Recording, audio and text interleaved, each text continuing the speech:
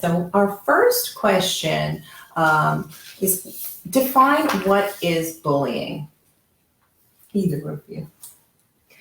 Well, according to the CDC, bullying is a multifaceted definition, but essentially the basics of it are that it is an unwanted aggressive act that's perpetrated by a peer or a group of peers, and often it has a higher risk of repeating itself and being a repetitive behavior.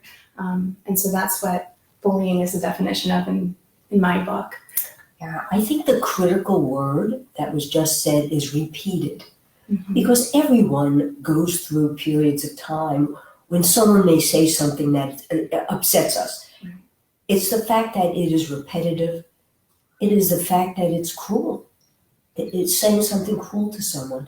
It is hitting someone repeatedly all the time. You are afraid. That is bullying. Thank you. And what is the bully victim? Typically, I've defined it as a child or vulnerable person that is being perpetrated against by the aggressor and having those unwanted acts perpetrated against them repeatedly. And they are at higher risk for developing various different issues as well. So they are that vulnerable child, I think, too, in the classroom settings, in our neighborhoods. And that's what I've conceptualized. Now, as an educator, what I found was your typical, and I'll put in quotes, victim is someone who has a little more difficulty fitting in with others. Mm-hmm. They may be a loner. They may be someone who is more interested in other things than your typical things that children like to do. And they have difficulty expressing themselves. Absolutely. That's what I found. Also, children that have minority populations or disabilities are also at greater risk of being targeted. Absolutely. Mm-hmm.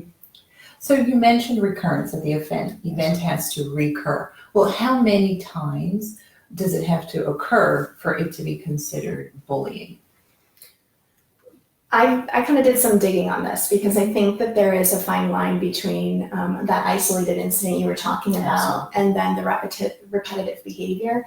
But what we found is if that one incident has a likelihood of repeating itself, it is categorized as a bullying act. So it can only occur once and still in my eyes, I think still be categorized as a bullying exchange. I think you're 100% right. It depends on the degree of it. Absolutely. And what is happening, and also how it personally affects your child. Mm-hmm.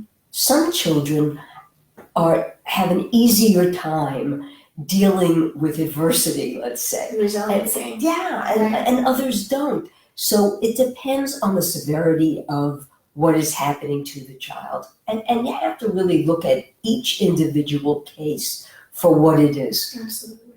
It's not it's not broad. Black and white. It really isn't. It's not broad.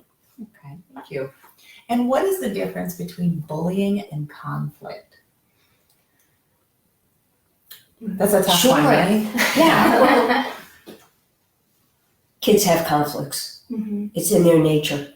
They are going to have spats. They are even going to touch each other and push each other, and it's normal. Mm-hmm. And I really don't think that parents should get involved until it becomes necessary for you to get involved, because most of the times kids will handle it themselves, and they have to learn how to do that because they're going to need to do that as they become adults anyway.